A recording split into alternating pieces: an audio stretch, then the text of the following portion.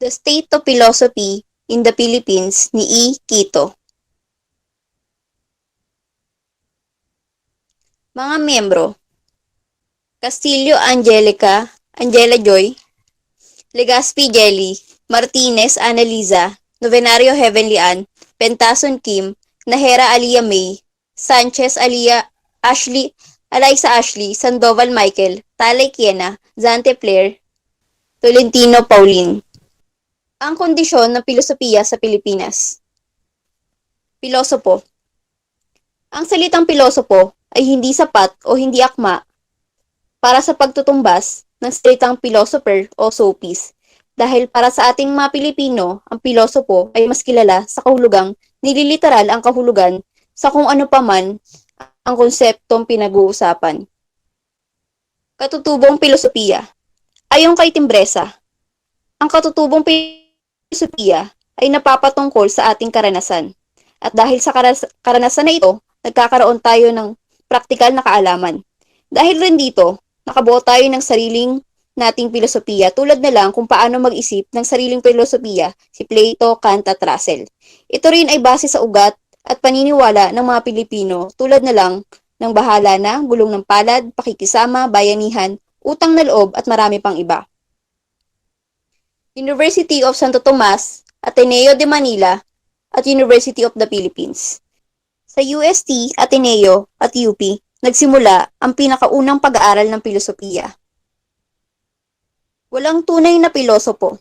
Ayon kay Quito, hindi siya sumasang-ayon sa katutubong pilosopiya ng Pilipinas dahil para sa kanya walang tunay na Pilipinong philosopher. Kahit pa si Mabini, Bonifacio, Rizal, Jacinto, Laurel, Quezon at Recto ay karapat-dapat ng ituring na philosopher. Pag-aaral na nakabatay sa pangunahing dahilan o sanhi ng mga bagay-bagay. Ayon sa pag-aaral, dapat nating baguhin ang pagpapakahulugan natin sa pilosopiya na hindi dapat ito nalilimitahan lamang sa pag-aaral na nakabatay sa pangunahing dahilan o sanhi ng mga bagay-bagay. Dahil ang pilosopiya ay ang mapagkilatis na pag-aaral sa pinakamalalim na katanungan na maitatanong ng sangkatauhan. Pagtuturo ng pilosopiya. Ayon kay Quito, pinaliwanag niya ang pag-aaral ng pilosopiya bilang nagsisilbing tulong sa pag-aaral ng teolohiya.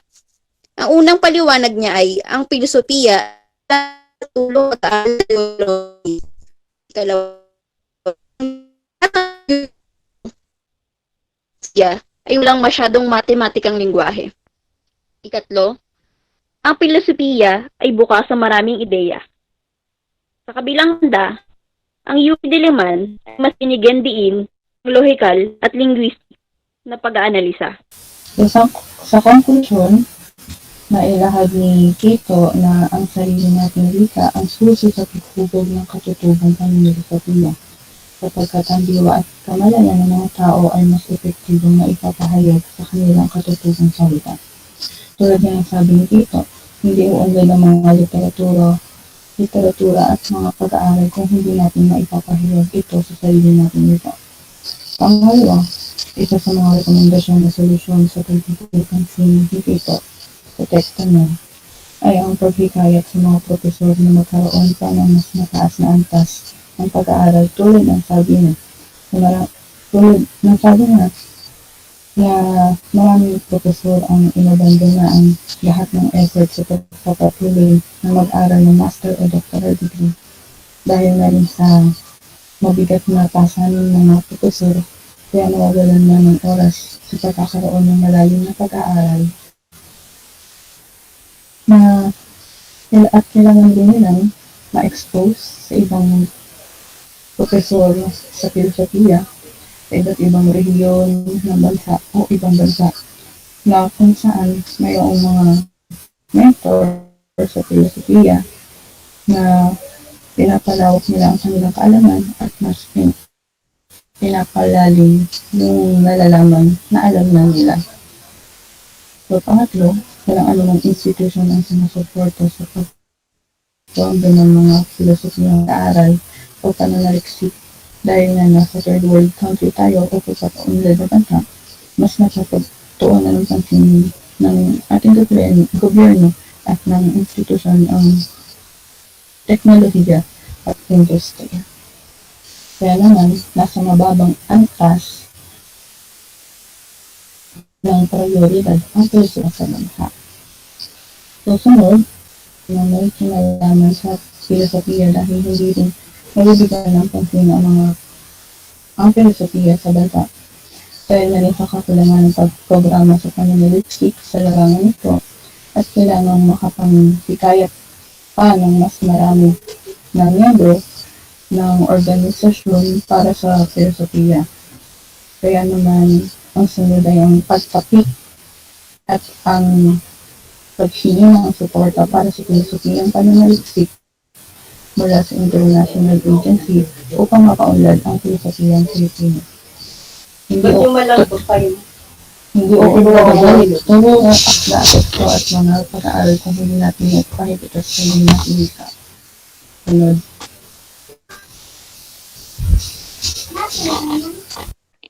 Mayroong apat na mungkahi ang aming sinuri sa aming teksto. Una ay magdagdag ng kabanata para sa mga makapilipino mag-isip.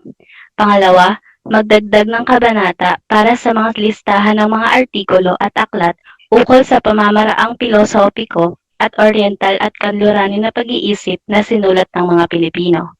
Ang pangatlo ay, ang empirical na questionaryo ay maaaring gawin sa pamamagitan ng pagpapadala ng tanong sa mga guro ng filosofiya sa mga universidad. Ang pang-apat at ang huli ay ang kailangan ay nasyonal na pagtatag ng panlipunan na filosofiya ng Pilipinas na may mga profesional na magtuturo tungkol sa filosofiya. Pagsusuri kung valid o hindi ang ideya o pananaw. Ang may akda ay gumamit ng matematikong paraan ng pagsusuri at ng historical na survey bilang batayan ng kanyang ideya at pananaw sa kanyang akda.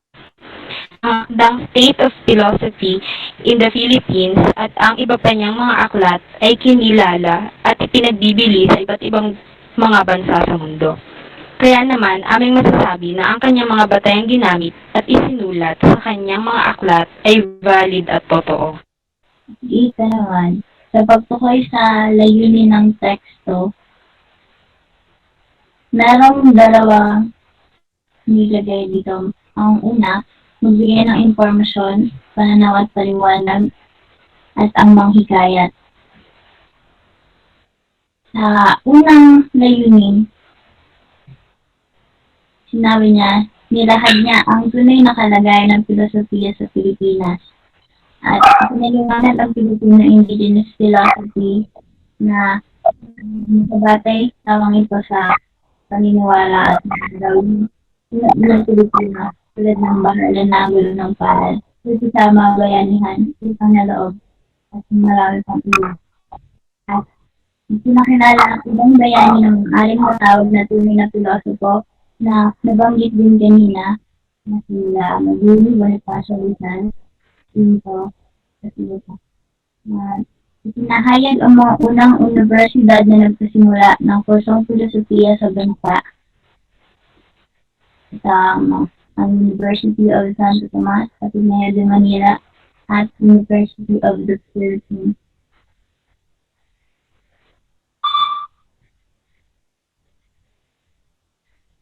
At binigyan pansin ang malabong sitwasyon ng philosophy at philosophical research sa Pilipinas. Sinabi niya ito dahil daw sa kakulangan ng institutional support for philosophical research at ang mabigat na teaching load pero maliit na pasahod sa mga guro at ang napakamahal na tuition para sa pag-aaral ng doctoral at ang kakulangan sa posisyon sa trabaho. At ipinakilala ang Pag-Isminda kung saan ito ay Philosophical Association of the Visayas and Mindanao. Sila yung nagpo-provide ng mga lectures sa mga philosophy professors sa paraan ng pagbibigay ng mga lectures galing sa mga politicians at journalists. At ipiniliwanag na ang mga doctoral dissertations at masteral thesis ay malapit sa mga kamalian dahil daw ito sa kakulangan sa research time at dahil sa limitadong period lamang ng pag-research. At sa pangalawang layunin ang manghikayat, magmungkahi na palitan ang ating pakulugan ng filosofiya sa bansa. At palitan natin ito ng the science that studies all things in their ultimate causes and first principles. Pangalawa, sa pagbibigay adaya na gumamit ng mga pangalan tuwing pag-uusapan ang filosofiyang Pilipino. Dahil tulad nga daw dahil kung pag-uusapan nga naman daw natin ang mga Greek philosophy, laging nababanggit yung mga pre-Socrates, Socrates, Plato, Aristotle at marami pang iba. Kaya ano ba kung pag-uusapan din natin yung Pilipinong pilosopo, banggitin din natin yung mga matatawag nating tunay na pilosopo ng Pilipinas. At iminungkahi na bigyang motibasyon ng mga profesor ng filosofiya upang mapaunlad ang kanilang mga sarili para mapaunlad sa paraan ng pagturo nila ng Pilipino na lengguwahe sa filosofiya at sa walang alinlangan na humingi ng tulong sa mga international funding agencies para sa kanilang mga philosophical research at international philosophy conventions para matulungan sila. At pagbibigay mo kahit sa pangangailangan na magkaroon sa ating nasyonalidad ng Philosophical Society of the Philippines. Ito yung mga pagbibigay din ng lectures, limited lamang sa professional philosophers para mapaunlad kung yung filosofiya sa ating bansa at mapaunlad din ang mga philosopher. Pagtiyak sa damdamin, tono at pananaw ng teksto. Ang kalagayan ng filosofiya sa bansang Pilipinas. Una, damdamin. Habang nabasa namin ang review ng thesis o ang teksto na binigay, nakaramdam kami ng kakulangan at pagkabahala. Ang thesis na nilahad ay bumabase sa interpretasyon ng mga kalahok imbis na sa pamaraang filosopiko, interpretasyong antropohikal imbis na filosopikal. Dahil rito, sinasabi din na ang diniscuss ni Quito na mga School of Philosophy ay nahati sa tatlo. Base sa teksto, ito ay A, B, C, at yung pang C na ang filosofiya daw ay na ang pangatlo daw ay hindi isang philosophical school kung hindi ito ay isang philosophical na metodolohiya. Pangalawa, tono.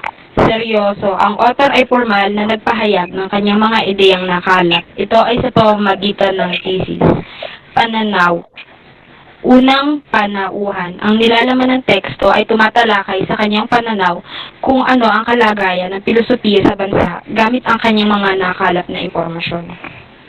Yung nakita naming mga tama dun sa fakda ni Quito na tuluyang bigyang pansin at pag-aralan ng mga kasanayan sa filosofiya dahil makapagbigay ito ng dagdag impormasyon kung paano paunlarin ang filosofiya sa Pilipinas.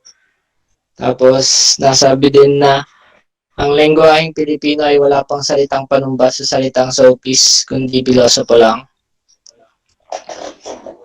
Tapos ang katutubong filosofiya ng mga Pilipino ay base sa pag-uugali at paniniwala gaya ng pakikisama, bayanihan, utang na loob. Nasabi rin doon ni Quito na masasabing mga pilosopo doon sila mabini Bonifacio, Rizal, Jacinto, Laurel, Quezon, Recto at iba pa ay kwalipikado bilang mga pilosopo. Ang linguistikong sinubok na may ayos ang problemang pilosopikal tulad ng pag-aanalisa sa mga kahulugan at pag-aanalisa sa lohikal na relasyon sa pagitan ng natural na wika. Ang pilosopiya ng wika ay sinubok na maanalisa ang tiyak at pangkahalatang tampok sa wika, katulad ng kahulugan, katotohanan, pagpapatunay, sanggunian, pagpapatotoo, pagkilos ng salita, at mga lohikal na pangangailangan. Nangangailangan din kumatawan ng teolohiya sa filosofiya dahil ang philosophy ang nagpapatotoo na may theology. Yung mga maling nasuri namin, yung mga maling katangian na nasuri namin sa artikulo ni Quito, isa na yung ang katutubong filosofiya ng mga Pilipino ay base sa pag-uugali at paniniwala gaya ng bahala na at gulong ng palad. Bahala na o sinasabing maalin na lang. Ito yung mga paniniwala ng mga Pilipino na hindi magandang sangkap sa pag-asenso. Masama dahil nagiging paraan na ng pamumuhay. Masama dahil nakapokus lang ito sa kasalukuyang sarap at saya. At hindi natin namamalayan na bubulag-bulagan na tayo sa magiging resulta ng mga aksyon na ginagawa natin. Gulong ng palad. Ito yung parang sa liriko ng kanta na minsan nasa ilalim, minsan nasa ibabaw. Ito ay isa din sa mga toxic na paniniwala ng Pilipino na ayos lang na maghirap tayo ngayon. Iikot din ang gulong, yayaman din tayo. Hindi na nga gumawa ng paraan para makapag-unlad. Pangalawa ay ang kakulangan ng suporta sa institusyon para sa pilosopikal na pagsusuri.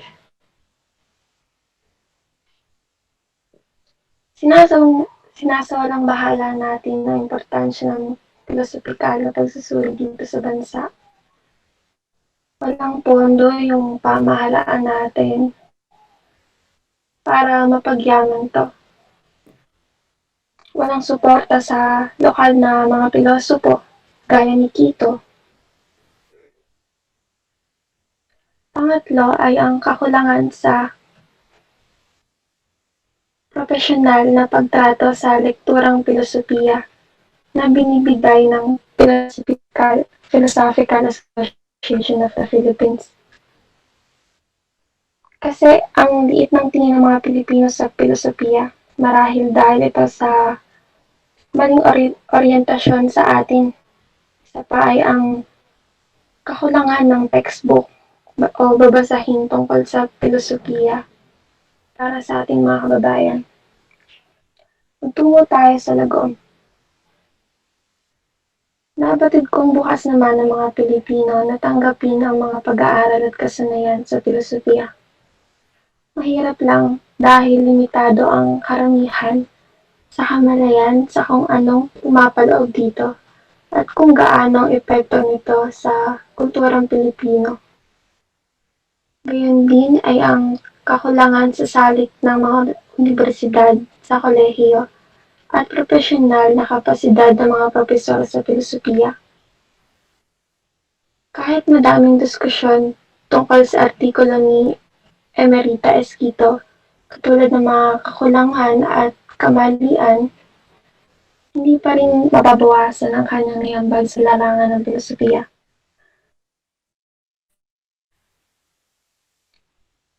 Bigyan natin ng chance na makilala ng mga Pilipino ang filosofiya na dapat mag-umpisa sa mga universities.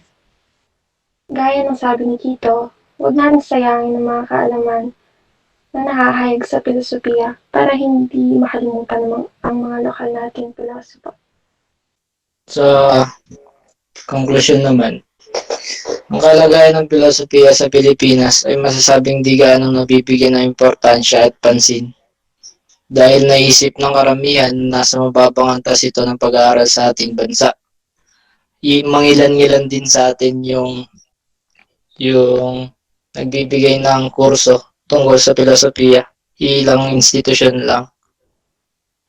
Tapos, ngunit lingid sa kaalaman ng iba, ang pag-aaral ng filosofiya ay mahalaga sa buhay ng tao upang malaman kung bakit at para saan nabubuhay ang tao, para malaman ang iniisip ng isang tao o ang karunungan at kaalaman sa mga bagay na pinapahalaga nito.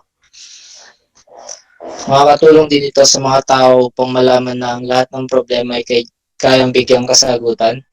Mahalaga ang filosofiya upang matuto ang tao na mabuhay ng matiwasay at mag-isip ng tama. Natatangi ang filosofiya na magbalangkas sa ibang pamamaraan gamit ang mga rasyonal na pangangatwiran. Dako po tayo sa opinion. Ito po yung mga nasuri naming mga teksto sa sinulat ni Kito. Una, may pagpapahiwatig na mayroong pagkakaiba sa pagitan ng filosofiyang katutubo ng Pilipino na base sa mga kaugalian at paniniwalang Pilipino tulad ng bahala na, gulong ng palad, pakikisama, bayanihan, utang na loob at iba pa. At sa filosofiyang Pilipino na nakabatay sa individual na pagpipilosofo sa parehong kahulugan ng sina Plato, Kant, at Russell ay mayroong kanilang individual sa filosofiya. Pangalawa, opinyon na aming nakita sa teksto ni Kito, naniniwala si Kito na walang tunay na pilosopong Pilipino na katulad ni Plato, ngunit hindi dapat siya huminto sa paghahanap sapagkat sina Mabini, Bonifacio, Rizal, Jacinto, Langlet, Quezon, Recto at iba pa ay maaaring maging karapat-dapat bilang tunay na pilosopong Pilipino. Kailangan muling tukuyin ang ating konsepto ng filosofiya at marahil tanggihan ang limitadong konsepto nitong agham na pinag-aaralan ang lahat ng bagay sa kanilang mga sanhi at prinsipyo. Pang-apat na nakita naming opinyon sa teksto ni Kito, kapag pinag-usapan natin ang Griegong filosofiya, ay iniisa-isa natin ang mga pre-Socratics, sina Socrates, sina Plato, Aristotle, at iba pa, kung kaya't kapag pag-uusapan ng filosofiyang Pilipino ay mararapat lang na pangalanan rin natin ang mga Pilipinong mag-iisip na sina Mabini, Bonifacio, Rizal, at iba pa. Ang pagtanggal sa batas ng Espanya ay maaaring magbigay daan sa maraming mga kurso sa humanities, lalo na sa filosofiya. At ang huling opinion namin na sa research na magsisilbi sa parehong mga pamamaraang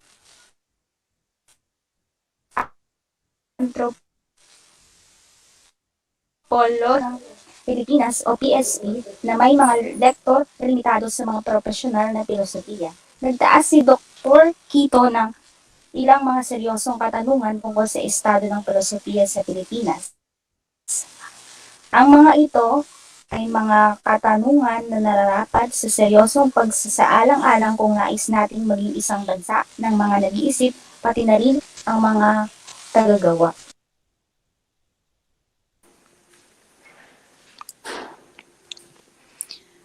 Narito naman po ang mga katotohanan mula sa akda. Una, ipinapakita sa mga linguistikong pag-aanalisa na kapwa sa akademiko at sa katanyagan, ang terminong pilosopo ay ginagamit upang tumukoy sa alinman sa isang pilosopo o sopistikado, depende sa konteksto. Pangalawa, ang mga pinakaunang nag-alok ng degree sa pilosopiya ay ang mga Universidad ng Santo Tomas, Ateneo de Manila at Universidad ng Pilipinas. Sumunod naman po na katotohanan, ang paniniwalang lahat ng mga argumento ay maaaring pasimplehin sa matematikong lengguwahe ay matagal nang tinanggihan ng Universidad ng Pilipinas. Sumunod, ang filosofiyang pangwika ay binubuo sa pagtatangkang malutas ang mga problemang pilosopiko sa pamamagitan ng pagsusuri ng mga kahulugan ng mga salita at sa pamamagitan ng pagsusuri ng lohikal na ugnayan sa pagitan ng mga salita sa natural na wika. Ang pilosopiya ng wika naman ay binubuo sa pagtatangka na pag-aralan ang ilang mga pangkalahatang tampok ng wika tulad ng kahulugan, sanggunian, katotohanan, patunay, mga kilos pagsasalita at lohikal na pangangailangan. Sumunod na katotohanan, makikita ang malungkot na sitwasyon ng pilosopiya at pilosopiko sa pagsasasyon para sa pananaliksik sa pilosopiko. Ang maraming kailangang maituro at maliit na bayad para sa mga guro, ang mapagpahirap na gastos para sa isang foreign doctorate degree, ang kawalan ng mga posisyon sa pagtuturo at marami pang iba.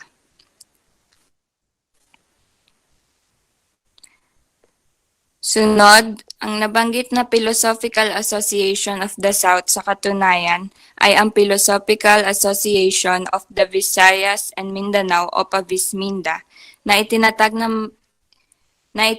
mga isang dekada ng nakakalipas bilang reaksyon sa kawalan ng profesional na pagtrato sa pilosopiya sa napakaraming mga lektura na sinuportahan ng Philosophical Association of the Philippines.